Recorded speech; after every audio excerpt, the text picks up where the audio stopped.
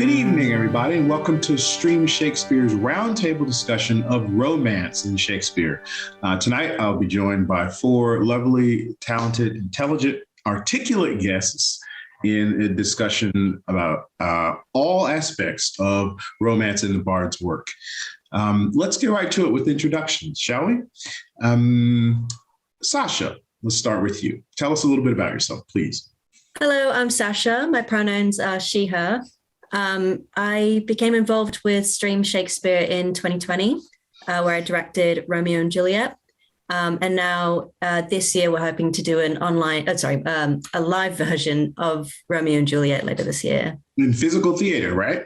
Yeah, scary. Hopefully it actually happens. Very good. And Paul?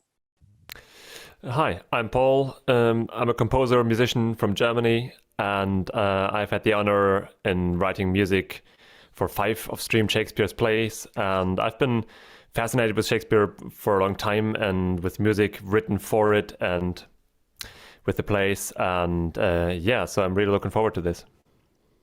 Outstanding. And Bren? Hello, my name is Bren. I use they, them pronouns. I was introduced, like most people in Australia are, to Shakespeare through high school. Absolutely loved it. Was able to keep track of the language and all that sort of thing. In high school, was part of Midsummer Night's Dream, and more recently was in Macbeth. I enjoy Shakespeare and have a lot of fun with it. Also queer, and so I'm bringing a bit of that perspective from there as well. Mm-hmm. Terrific. And Kim? Hi, my name is Kim. I'm originally from Ireland. I've been involved with Stream Shakespeare in quite a few of their plays and rehearsed readings, and I've also had the privilege of performing Shakespeare on stage at the Guild Theatre. So I'm looking forward to having a discussion with everyone about my favorite playwright. Excellent. My name is Haki. I've also been involved in quite a few productions with Stream Shakespeare, behind the and in front of the camera, as it were. Okay, so to kick things off, first of all, I'm hoping for a really freewheeling discussion tonight, and I think we're going to get that, so I'm really excited about that. But just to kick things off, bit of an icebreaker. We'll begin with you, Bren. What's your favorite or a favorite romantic character or romance or romantic triangle in Shakespeare, and why? I actually really enjoy the romance between Macbeth and Lady Macbeth because I feel like there's a depth to it and a complexity and nuance to it that that isn't in some of the plays that we see, and there's a third dimension to it, I guess. Mm-hmm. Being able to see how they play off each other and the differences in the relationship as they go through the events of the play and the strains that happen on things, and you can see the depth to which they are committed to each other, even through everything that's happening, and even through the horrible stuff that they've committed to and that they're doing. You can see how much, particularly that Macbeth cares for his wife, and that's really interesting amongst what's happening. Do you see that dynamic change, his love for her change over the course of the play? You feel like that's a constant through it, even as he goes nuts? Yeah. I think how he relates to his wife certainly does change over the course of the play, but there's particularly like when you get to near the end and he hears about her killing herself, there's real grief and anguish that you feel that he's feeling there because of the relationship that he has with her. And it feels like he's gone, oh, now everything that I've done is for naught. Everything that I've done is for nothing. And so it feels like that depth kind of carries through the whole way. I think it's perhaps a little bit harder to tell what Lady Macbeth's feelings are for Macbeth, and whether it's reciprocated in the same way or whether she feels a little bit differently, or whether her love is more for power than it is for him. But it feels like his love for her, at least, is genuine. You were we were talking a little bit beforehand, and you were saying that sometimes you find the more interesting relationships or romances, the ones that are that feel like they're very much part of telling the larger story, as opposed to something that's focused on the romance between those characters.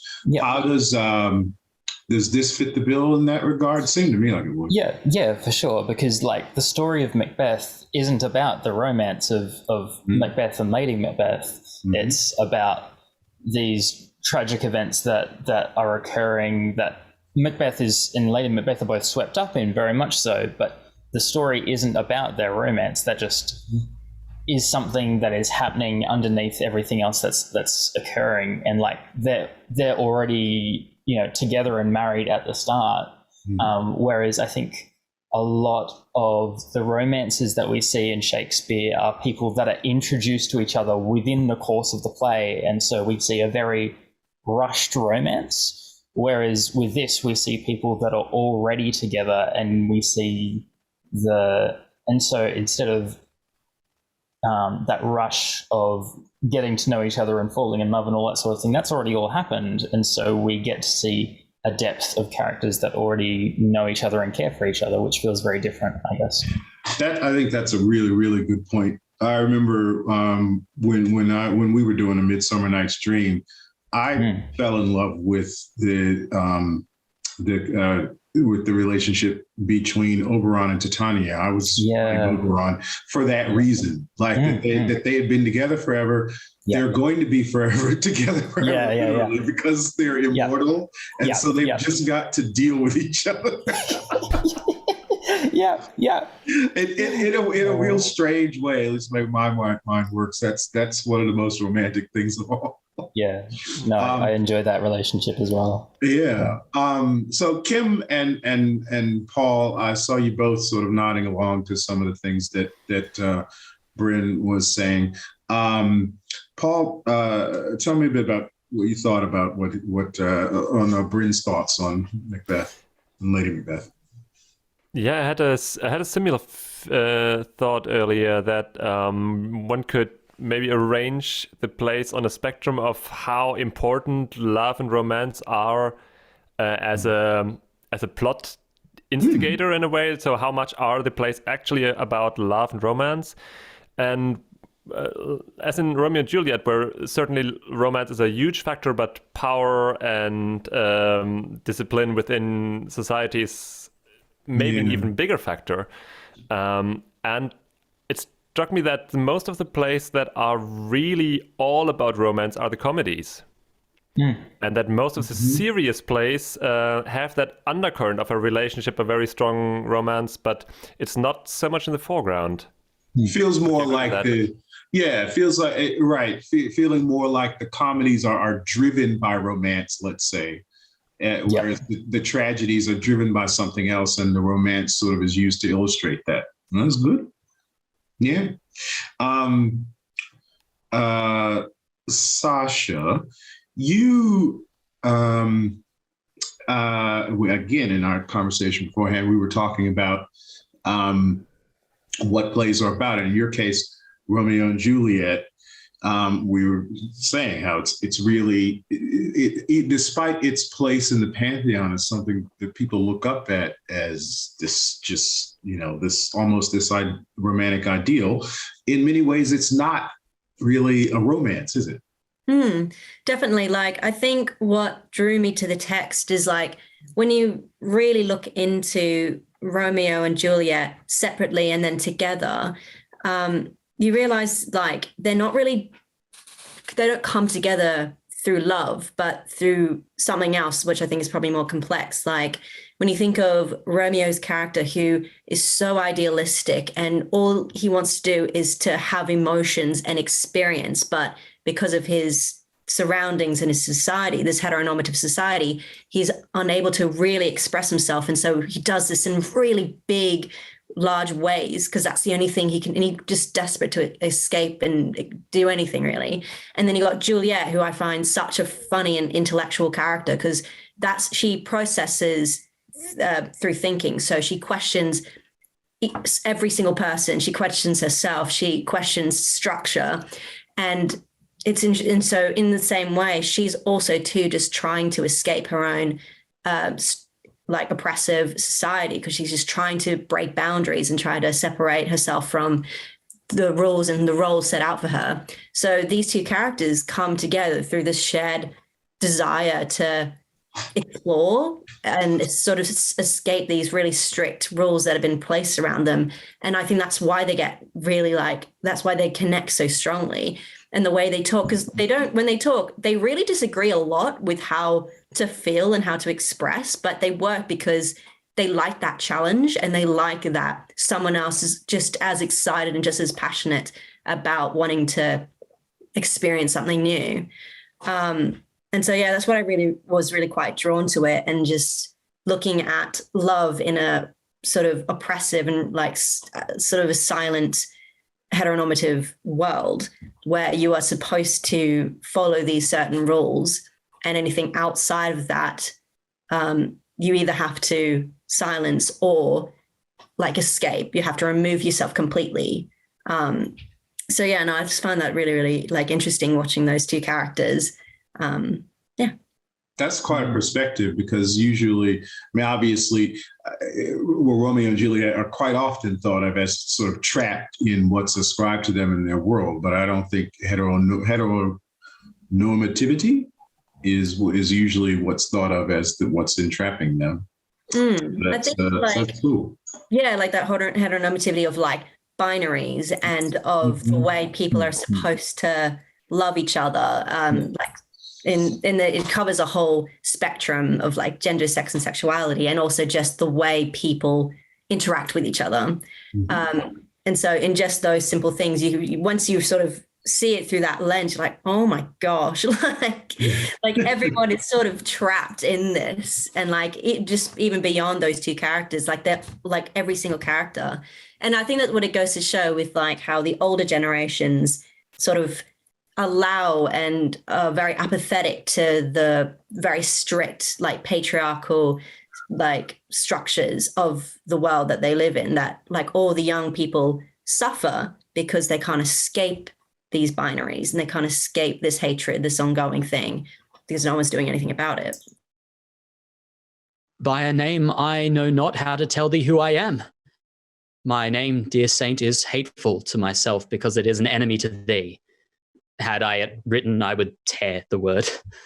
My ears have not yet drunk 100 words of that tongue's utterance, yet I know the sound.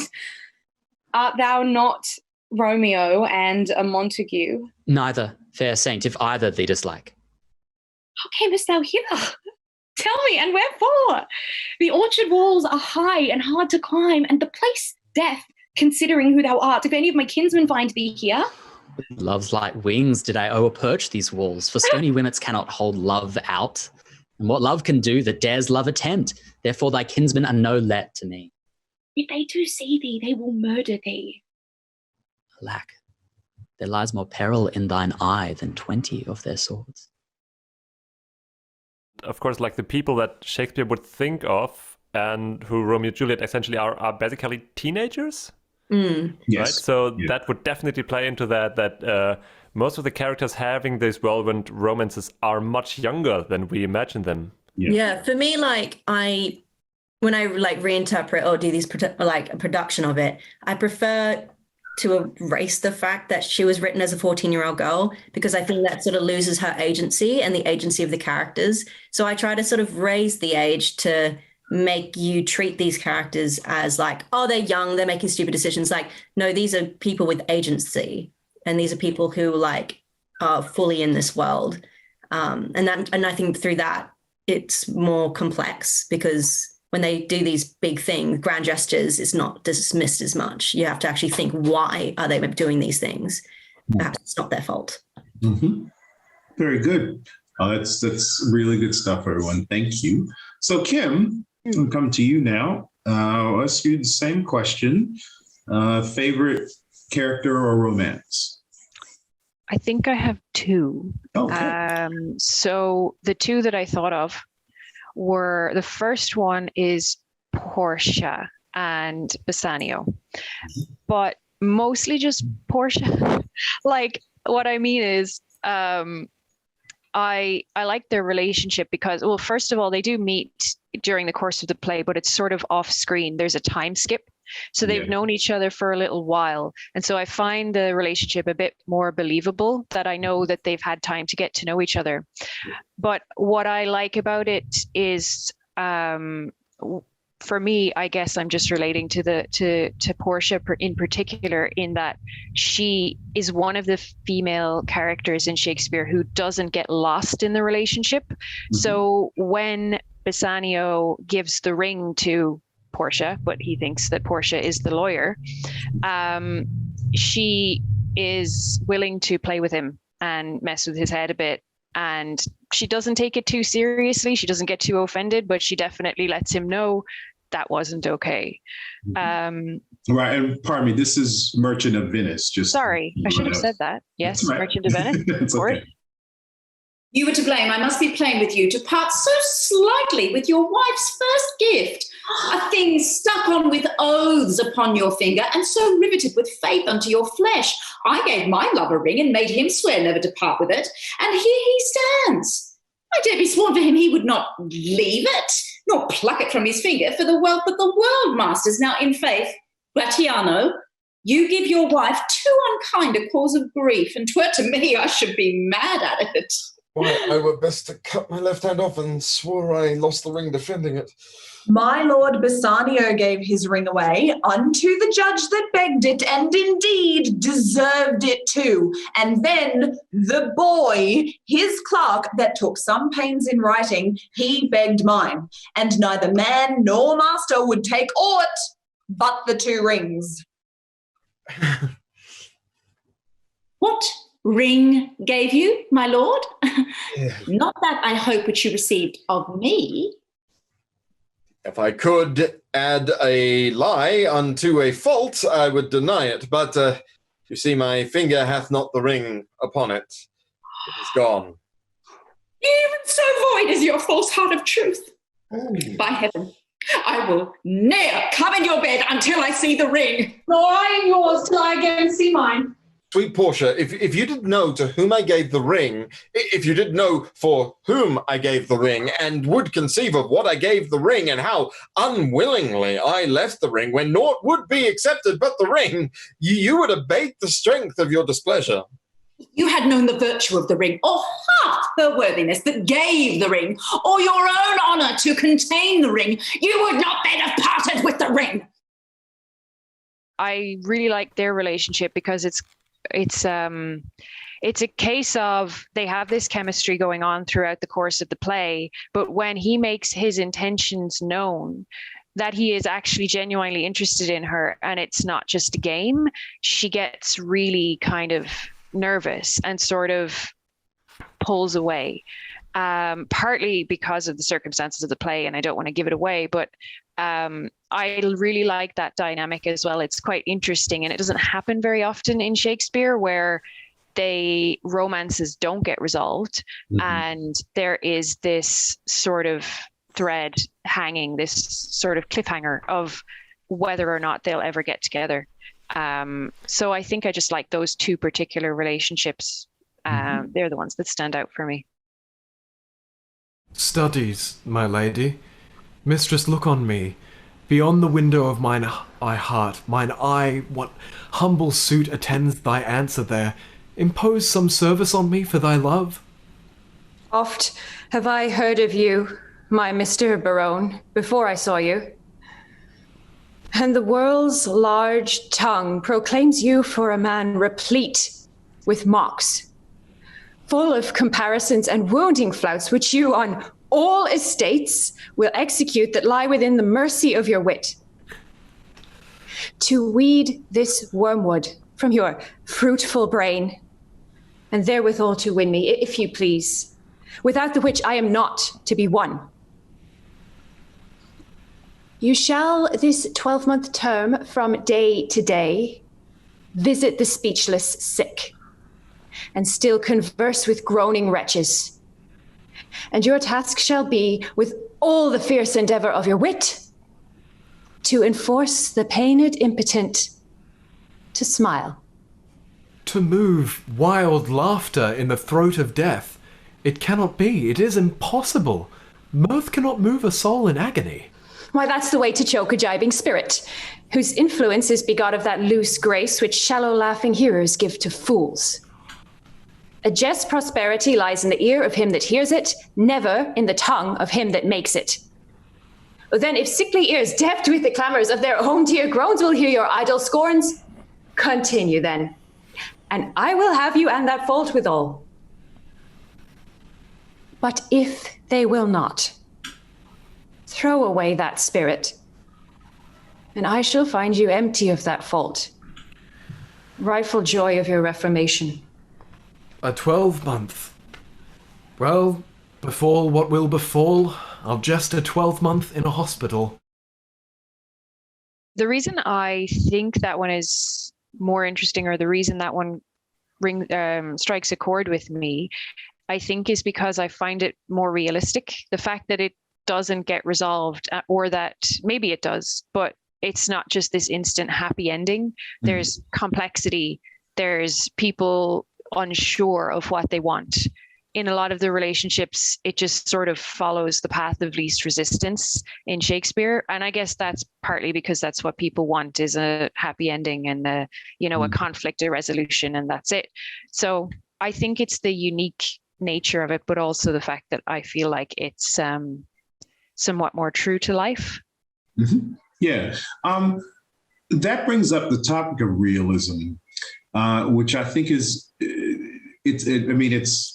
it's really rich for things to discuss. I do, and anyone can answer this. Do you feel like Shakespeare, on balance, was trying to present things in a realistic way, or what really, as far as relationships are concerned, or romance is concerned? Or did he sort of make a caricature of some elements and things to sort of to make a point? What do you think? Anyone? Well, I mean, personally, like reading and watching a lot of plays, like I don't feel that like the way they interact feels very real to me. It's also probably disconnect of language and stuff. For me, like watching things that have like no dialogue, or like something represent, I like, sometimes I connect more with that, or it could be just down to like the characters. I might not relate to that specific character, but I think that he uses language and uses characters to like, you connect with them as like ideas and themes, like something that a person might say, you might go, oh my gosh, I get that. Or that character as an idea, that for me, I really relate to.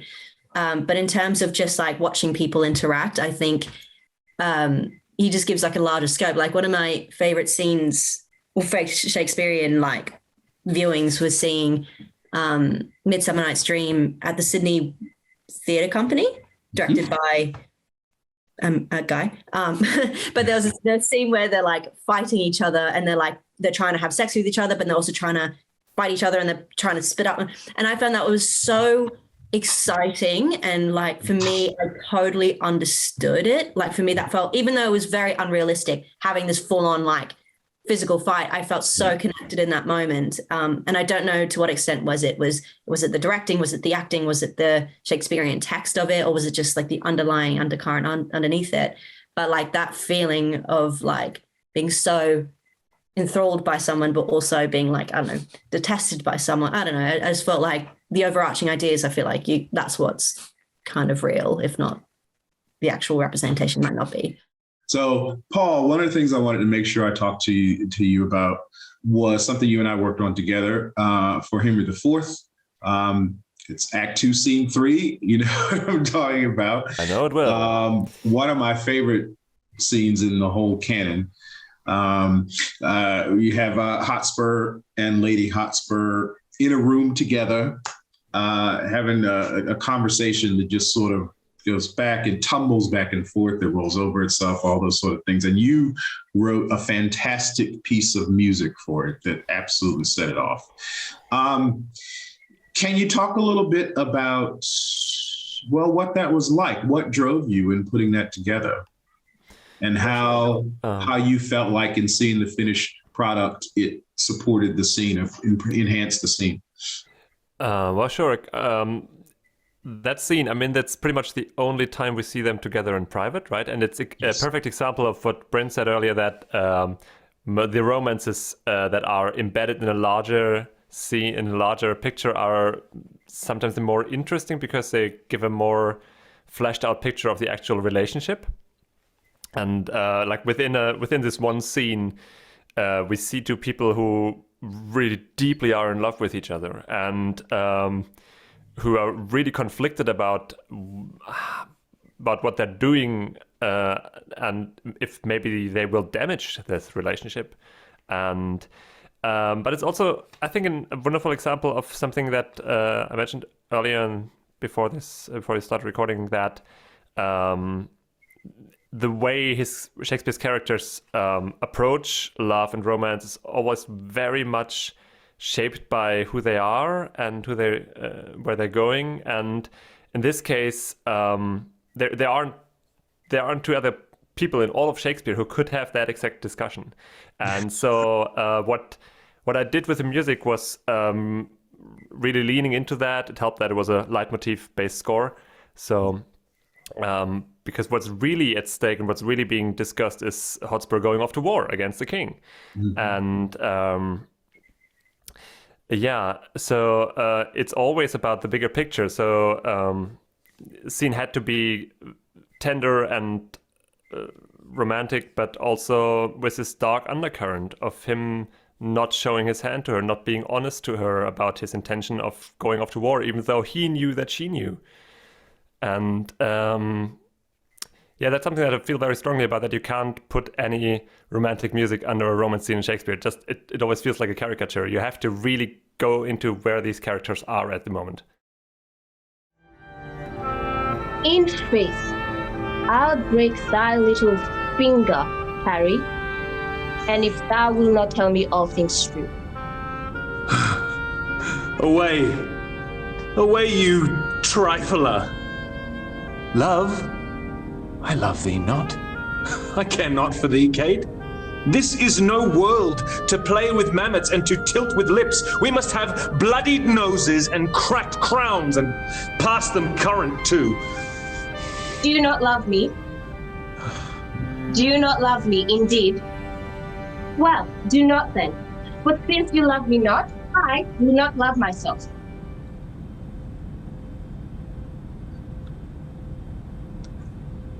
Do you not love me? Nay, tell me if you speak in jest or no. Come, wilt thou see me ride? When I'm on horseback, I will swear I love thee infinitely.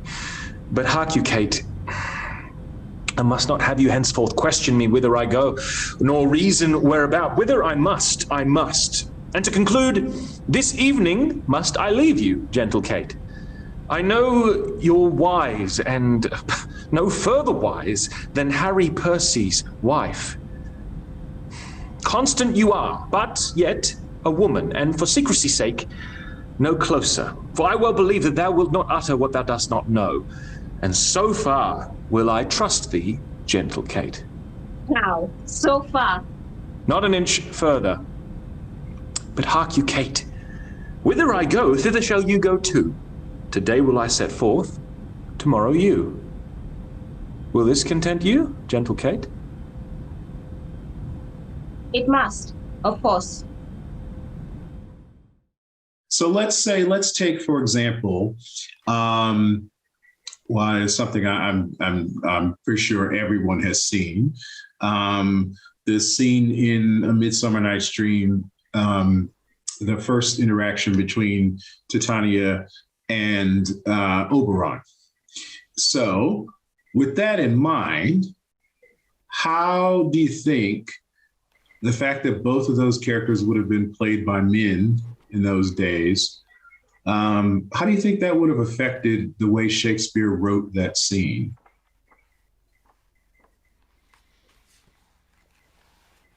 That's a really good question. Do you think that ends up being does that change the idea of how the audience sees it from, well, this is in Elizabethan terms? I mean, it's kind of odd sort of getting into someone's head from 400 years ago, but does it make the audience see the scene as less a woman and a man having a conversation, and more an idea of men's portrayal of what that would be, or is it do they just say accept that because they're used to men playing women, seeing the woman more as, without looking at it through that lens? It's really hard to know. You'd have to be there, I think. But there's so many ways with these plays that you can, without changing the text a single bit, change the context completely just by how you deliver the lines and how you interact with the person that you're speaking to. So he could have done either. Yeah, but Bren, I think you were talking about that earlier on as well, about that particular. Yeah, and I think it depends a little bit on what sort of play it was. Like, I think particularly when you're talking about the comedies, I think there are a lot of moments of comedy that we sometimes miss, because when all of the actors are suddenly men, then suddenly there are moments of comedy because you have a man playing a woman, and so they're delivering it a little bit differently, and so the audience is reacting to that. And there are times when, for example, in The Merchant of Venice, when you have this man who is playing a woman who is suddenly dressing up as a man, and you have these back and forths, and so that's not lost by the audience. And I think that there are moments of comedy there that we perhaps don't have in the same way in the modern day, when we have women playing the women and men playing the men, generally speaking, not necessarily always. But yeah, I think there are elements there that Shakespeare certainly played with, perhaps more so in the comedy than in the drama. But yeah, I think it's interesting looking at that and seeing how that affected writing there. Also, I think we have to take into account that the audience was much more used to it. Of course, yeah. So the audience would, of course, like have a huge filter going on, kind of like any text acknowledging that it was a man playing a woman would kind of break the fourth wall. Sure. It's just, I came across this notion once that a lot of times Shakespeare was not aiming to be as realistic as he turned out to be. Like, there's a lot of his contemporary plays are much more straightforward morality tales, or very woodcutty black and white tales, and his characters have much more nuance, and he might not have intended that to be the case, as in, for example, Shylock in The Merchant of Venice would have made a perfectly like caricature Jew of the time, as in Jew of Malta. And we may not like it, but he was probably intended as a racist, anti-Semitic stereotype.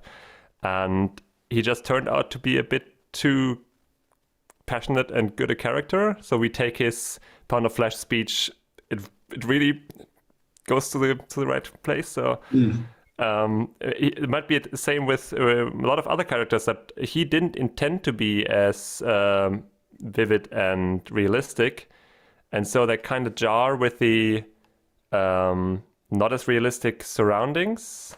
Not sure if I'm making myself clear. Yeah, I totally get what you mean. Yeah. Go ahead, Kim, continue. No, I was actually thinking of that exact relationship or example earlier today when I was thinking about this, is that we relate to Shylock specifically because we sympathize with him and think of Antonio and Bassanio as being really mean to him.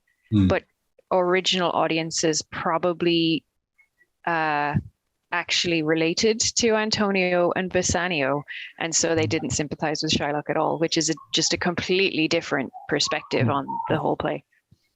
Yeah, I mean that and again, this always comes up, how things would have been perceived back then versus how they are now. I mean, it comes up. We talked about this earlier with Romeo and Juliet, how it's perceived now, and what it might have been intended in its original setting. Okay, let's see. I just want to look forward just a little bit here. Give someone else a chance to talk about their favorite. We've done a lot about Romeo and Juliet. So let's go. I think Paul. Let's go with Paul this time. Favorites. I think I chose a bit weird ones. Benedict and Beatrice. Okay. Because so that great choice. That would be Much Ado About Nothing. Yes. Because I feel that the romance kind of is in the books from the start, right? We know these two are gonna hit it off, and we know they know it. They're completely self-aware all through the play. They're in a really a bit of a play with everybody acting dumb. They are the ones who just are completely self-aware and are kind of aware of being characters in the play and having their fun with each other. And yeah, I just love how flirtatious and their dialogue is. And yeah, it's every time I see that play on stage, it's just you can see the actors having so much fun with that. Yeah. Yes. So Benedict and Beatrice. Let's look at, all right, so I guess the typical question to ask at this point is to say, is how is Beatrice a strong female character? But let's sort of turn that on its head and assume that she is a strong female character. How does Shakespeare then place Benedict in opposition to her? What's the dynamic between them in that regard? Is there is there a real battle for who is in control? And if so, does anybody win it?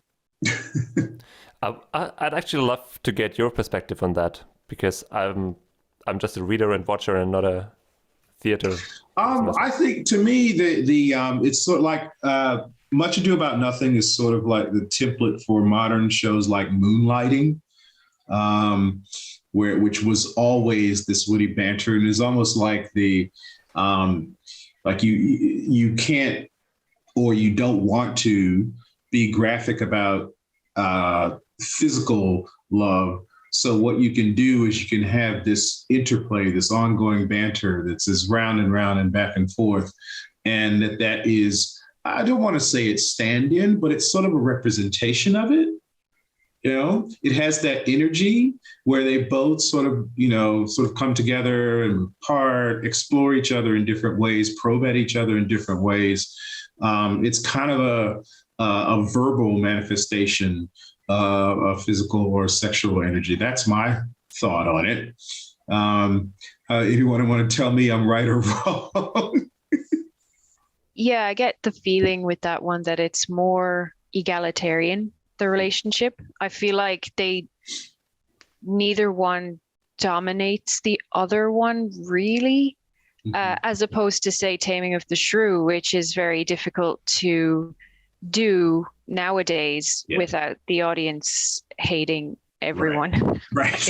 Yes, it's really up there for cringeworthy. I mean, have you seen 10 Things I Hate About You? I don't know. Maybe that's the secret, to just put it into high school and then it's okay. I think maybe like with Benedict and Beatrice, also the fact that their rivalry is so outspoken. Everybody's making fun of it. Everybody says, "Oh, you got to go like battle it out, the two of you," and they kind of do, but at the same time, they don't take it that seriously. And as I said, they're the only self-aware characters in the whole play. So maybe even the fact that the rivalry is so outspoken actually helps to put them more on equal footing. Yeah, I think that, well, you're always, that sort of thing is It's always, you famously hear that there's no subtext in Shakespeare. That gets argued sometimes, but you are always sort of inside the characters' heads. You know, what's the only way that you find out what's going on with them is that, you know, they say it out loud. And so you get in there, you know, what you're very aware of what they're thinking at most times. And I think that play is a really good illustration of sort of using that to, they can really get at what's going on with each other because it's not hidden. You know, they may try to be coy or difficult or hide what's going on with themselves, but part of their inner thoughts are always evident because they're talking. So those deceptions don't work as much as if someone's sitting there quietly and sort of you have to try to read their body language or whatever. It is all out in the open for the audience, and I think that's a really it's compelling stuff. The thing is why it's one of the favorite plays for sure. Camille, you mentioned Rosalind earlier. I mean, that's another template for is just like a strong female character. I'd love to get your take on that. Yes. So actually, I feel like the beginning of their relationship, well, again, actually, it's said in the play that they did know each other a little bit before the play begins. So it makes sense that their relationship starts off quite quickly to have that familiarity to it. And it is in many ways similar to Benedict and Beatrice at the beginning. But the difference, I feel, is that it doesn't resolve the same way. You get the impression that while Baron is actually falling in love, well, you don't get the impression, it's explicit. He becomes completely infatuated with Rosaline, and I think she still thinks it's a game until the very end. And then at the very end, when she realizes it's not, she then pulls away. And so it has a very similar beginning, but it's funny because even though the interplay between the two characters is similar, the depth of feeling that they have is hugely skewed towards Baron being deeply in love and her not really knowing how she feels or just thinking it's a bit of fun and then having to be confronted with figuring out how she feels about him. So it's interesting that there are these similarities, but underneath the surface, there's a completely different relationship between the two characters. One of the things that came up in our prior discussion was Romeo and Juliet probably having a bit of a skewed place as looking at as a super high ideal for romance. So let's look then through Shakespeare. What is the height of romance? Well, it's something that actually is really genuinely by our current standards or just by your own romantic in a positive way. Non-toxic. It may be difficult to find a lack of toxicity in Shakespeare's plays or in any relationships, but yeah, I mean, not to bark on about Romeo and Juliet, but I will proceed to do so. But I think my favorite, love, and this is a platonic love if we're counting that, is the relationship between Romeo and Benvolio. Like, there's a genuine, just love for each other, and the way that Romeo sort of just unfolds all their emotions and all their needs and stuff, and Benvolio just takes it, I accept you for who you are. I'm gonna be there for you, help however I can, but I'm just here to listen for you, and I will back you, and whatever you do, you can just tell that there's this genuine love and respect for each other that I think is really hard to find, especially even in modern day, finding a genuine platonic relationship between two cis men that's not toxic and that is emotionally open and supportive is so difficult to find. And so, yeah, I just really love that friendship, and I always have so much fun just reading it because I just genuinely just love being around each other. So yeah, I think that for me, I really enjoy that relationship. And Bren, I saw you nodding along to that. Do you have something to add to that? Oh, I was just agreeing with a lot of what she was saying, because yes, it is really difficult to find that sort of relationship these days. So it's nice when you see that portrayed. Even just to clarify, just to clarify, when you say it's difficult to find, do you mean in literature and art or in the real world? In literature and art, like even today in Hollywood, you don't see a lot of that. You don't see a lot of like platonic relationships between two men that is done in a healthy, non-toxic way. It's really hard to find that. Mm-hmm. And to see even just places where men are allowed to be emotional and allowed to express what they're feeling and that sort of thing is very difficult to find these days. And we're starting to see examples of that, but it's still rare. So it's really nice seeing examples of that here in Shakespeare so many years ago. Being able to see something like that. Very good. Paul, well, what do you think about that? Portrayals of male platonic relationships in Shakespeare?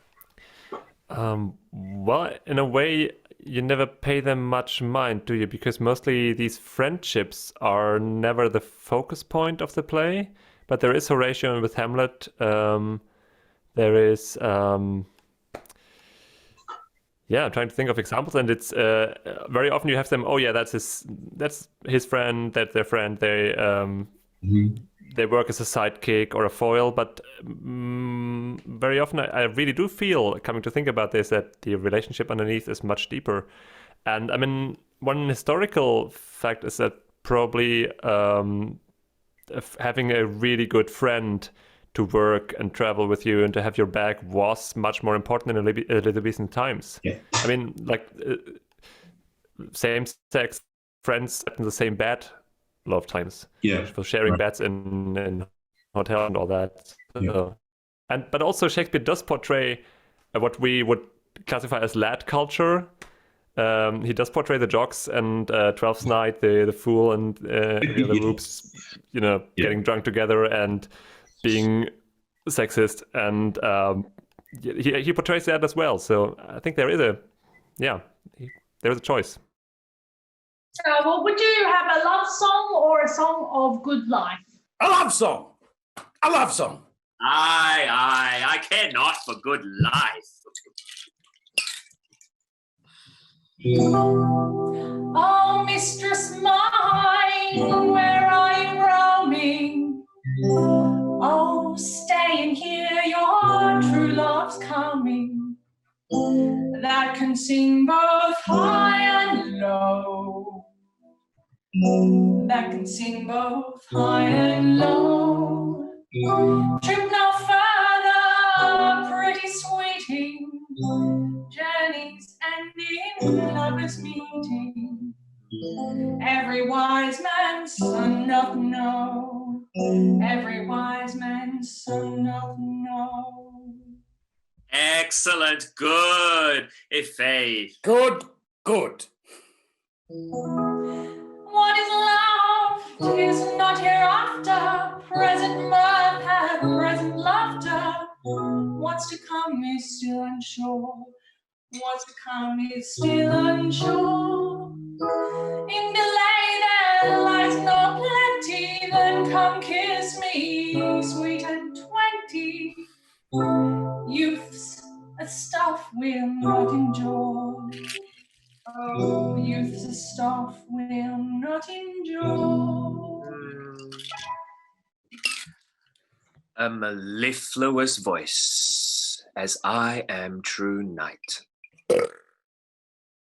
Okay, so that leaves Sasha to answer the question of favorite character or romance in Shakespeare. What have you got? And apart from Romeo and Juliet. I came across Taming of the Shrew a couple of years ago during high school, and I always found the dynamic between Catherine and Mercutio very visceral. Like, I remember hating it and being so disgusted in him, and being like, Catherine, you absolute boss, like I'm in love with you.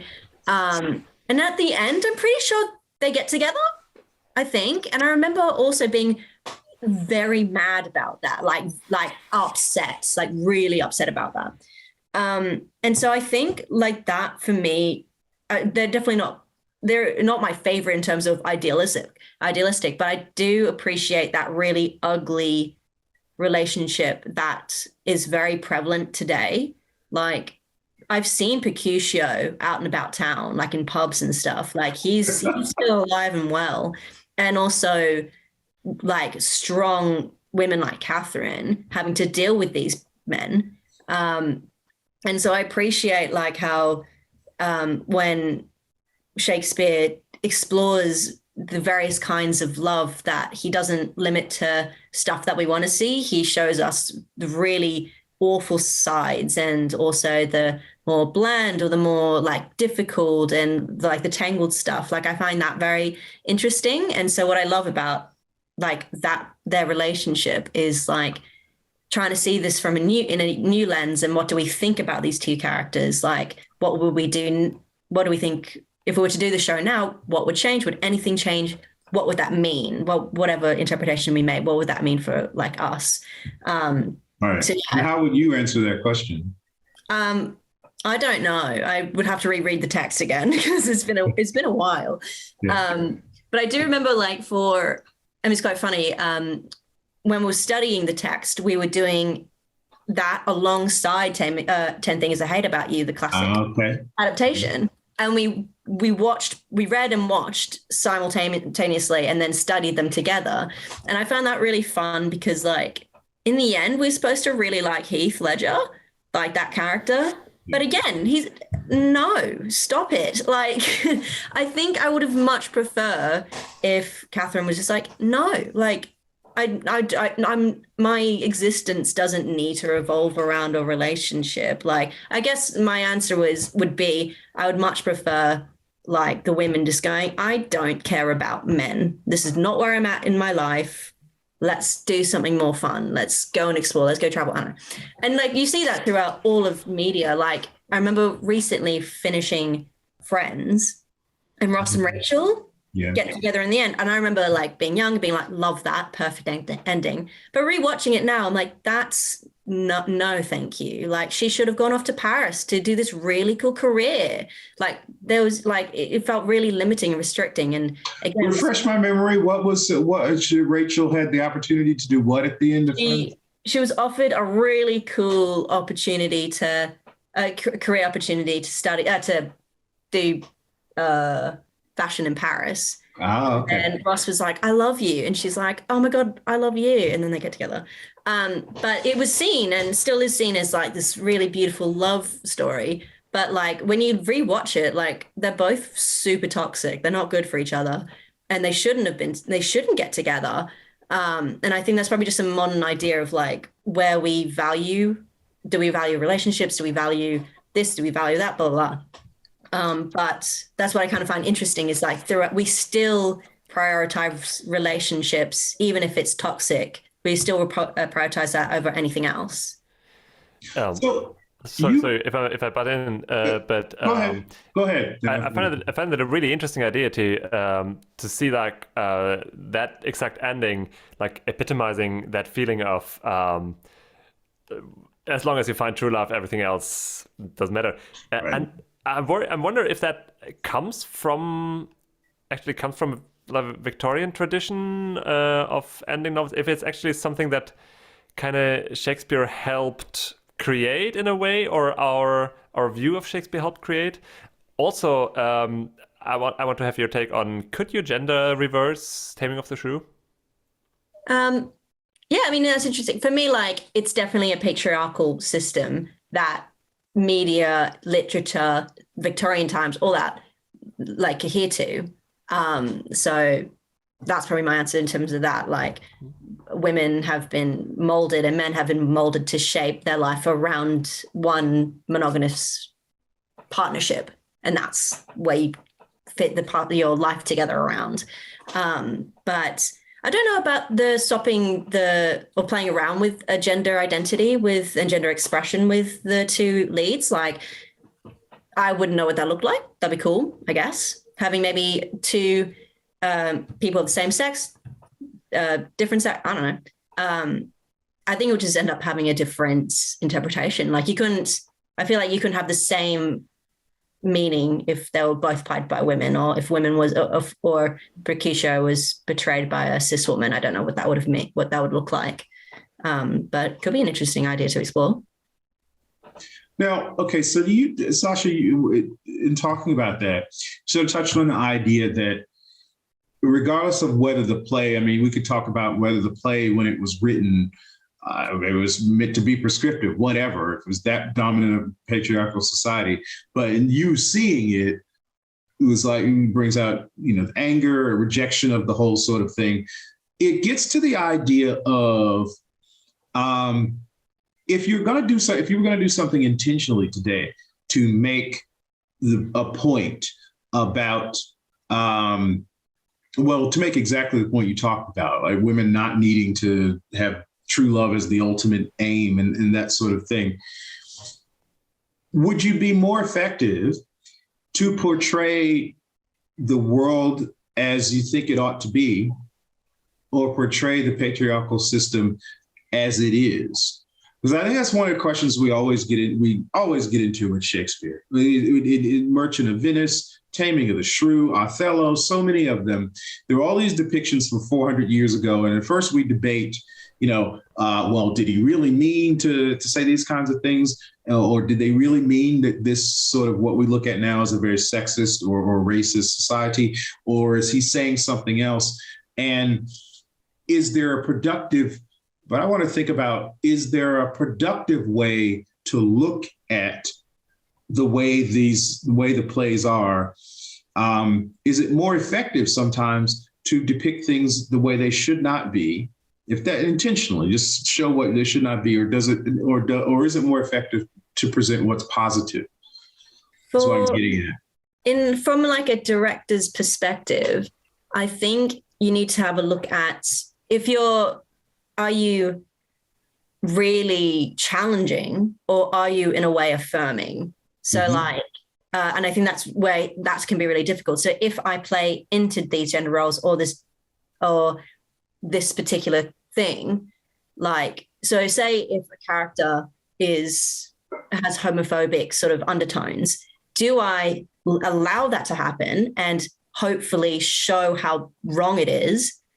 Or is them understating going, am I just affirming or continuing it without actually giving an actual critique? So I think it just depends on how you're going to approach that.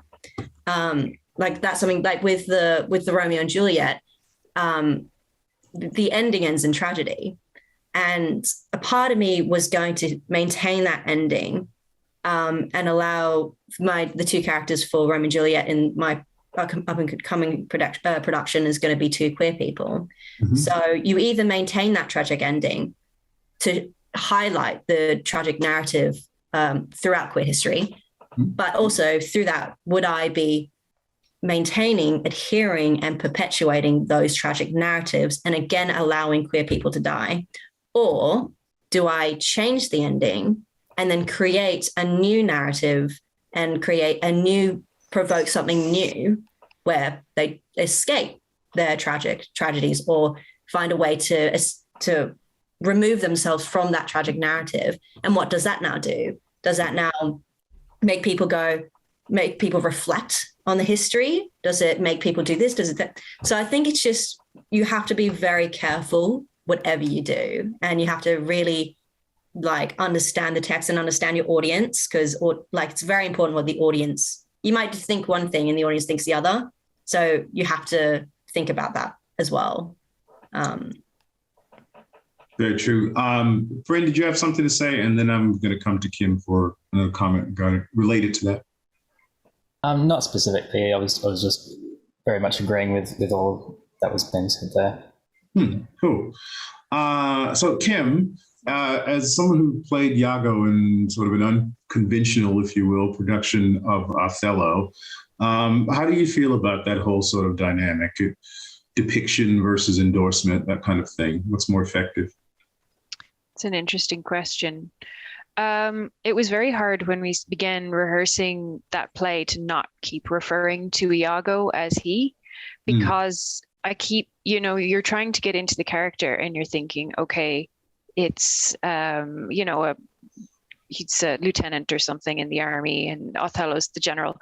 And then you're sort of thinking, it's very hard to think of, okay, but all of the gender roles that everyone was assigned at that time in history don't count. And we're women, and Othello is the female general of the army.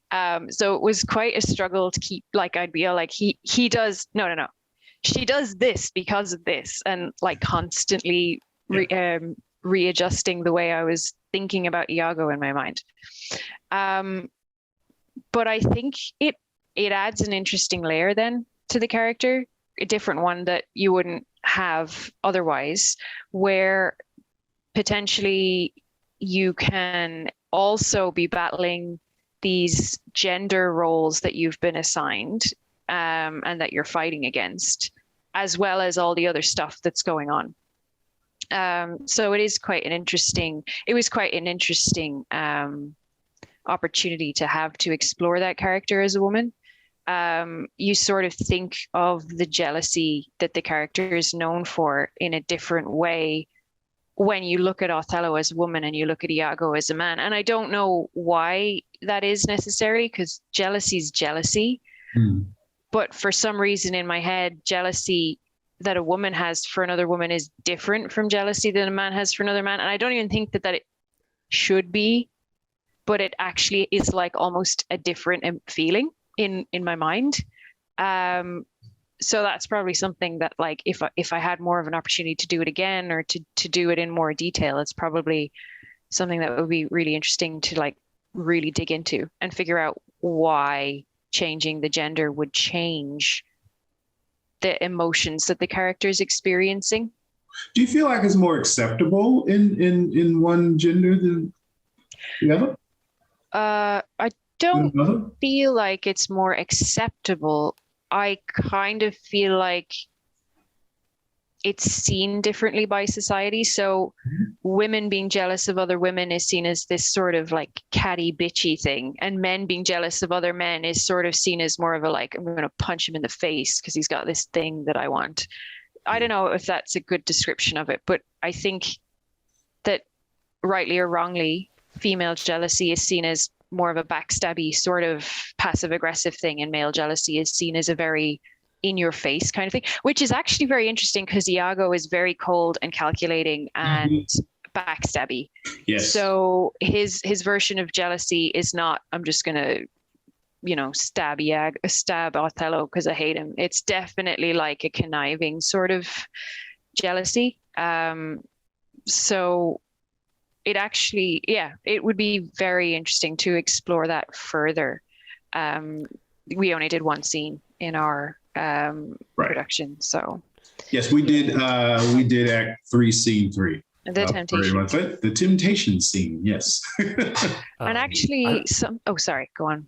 No, I just want to say I completely agree with that. Jealousy is, you're absolutely right. That as a male jealousy is seen as a deep, almost tragic, very a very deep and serious feeling. While female jealousy is seen as like a superficial, petty. Yeah, petty is the word for it. Yeah, and it sucks. I think we all agree on that. Yeah. Actually, something that we were talking about earlier struck a chord with me, which was, oh no, sorry, you're going to have to cut here because I literally had it in my head and now it's gone.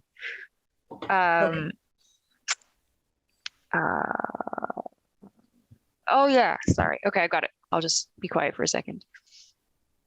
So something that occurred to me, just based on what we were talking about recently, just now when we were talking about Taming of the Shrew, was the fact that if it's a very difficult play. People generally don't do it anymore just because it's kind of hard for people to watch and the audiences don't like it. It doesn't really jive with our modern way of thinking.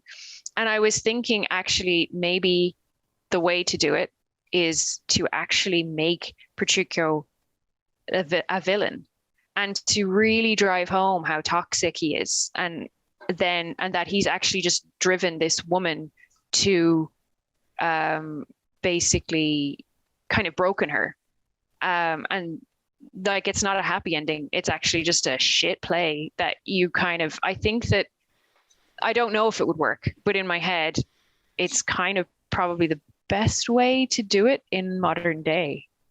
So that you wind up with a Petruchio that is who is imminently unlikable, so that you don't wind up with that sort of tension and that sort like of make it a tragedy pretty much, or a dark comedy if you like. Okay, so Bren, one of the things I wanted to ask you was, as someone who identifies as non-binary, when a discussion comes up, or when you watch the play, probably more importantly, something like Taming of the Shrew or anything like that has such a real harsh, from our perspective, a harsh indictment of the patriarchy and things like that. Do you see yourself in a play like that, or do you see yourself depicted in that? How do you relate to watching the gender dynamics that go on there? Yeah, it's difficult because I was brought up as male, and that's how I've lived most of my life. And so there's certainly part of myself that where I identify and have identified with that and see but at the same time, I've come away from that enough to be able to see the problems inherent in that and be able to go, be able to look at it from a bit of a third person perspective, rather than looking at it from within it, if that makes sense. And so I'm kind of sitting on both sides of the fence, which feels weird, but it's interesting now looking at something from a modern perspective where, when we're looking back at Shakespeare at a time when everything was a lot more binary, whereas these days things are a lot more nuanced and complex, and people still talk about this is the male and this is the female, but there's also acceptance that that's a generalization, and where that's not always going to be the case for all men, that's not always going to be the case for all women, and there's a lot of in-between space and muddling in the middle where things are just complicated. And so it's going, yes, I identify with this in some ways, but there are also aspects where I go, I identify with the other side of this, and it makes it interesting, I guess, from being both when I'm participating in that as an actor, but also watching it as part of the audience. Yeah. Right. Yeah. I think that's, it would have to be a perspective that is very different from most people's. Can I ask a quick question? Yes, you may. Because Bren, you said earlier that Shakespeare is still your favorite playwright. Yeah, certainly one of my favorites. Yeah. Does that have to do with his scenes and his characters giving? I mean, we all know that he gives us ample space to reinterpret and to make the characters our own. Do you feel that that bears in on him being your favorite? I think, there is a lot of room to play with Shakespeare, and I think part of what I enjoy about it is that because a lot of the time you are working with these almost caricatures, they feel like, rather than real people, you can move that around and play with that and do things like make Petruchio the villain or what have you, or swap around these gender roles, and these plays still work and still have form and function, and these storylines will still operate well. And it's really interesting seeing how that dynamic has changed and how different people are exploring these stories in different ways more recently. And I find that really exciting and interesting, how people are able to reinterpret these stories. Mm-hmm. Very good. Very good. Well, I think that's about all the time we have tonight. But I'll give, if anyone has any final comments, please go right ahead and then we will wrap up. Anyone? All right, well, that's fine. You all contributed quite a bit here tonight. I thank you so much for your time and your informed insight and input. Really appreciate it. And thank you to our audience for watching and listening to this streamed Shakespeare Roundtable on romance in Shakespeare, Romance in the Bard. Look forward this year to more productions from streamed Shakespeare, more roundtables. And now physical theater productions that you can come and see live. Check out our YouTube channel, Stream Shakespeare. And also you can find us on Facebook. Once again, thank you very much. I'm Haki Crisden. Thank you to my panel, and have a good night, everybody.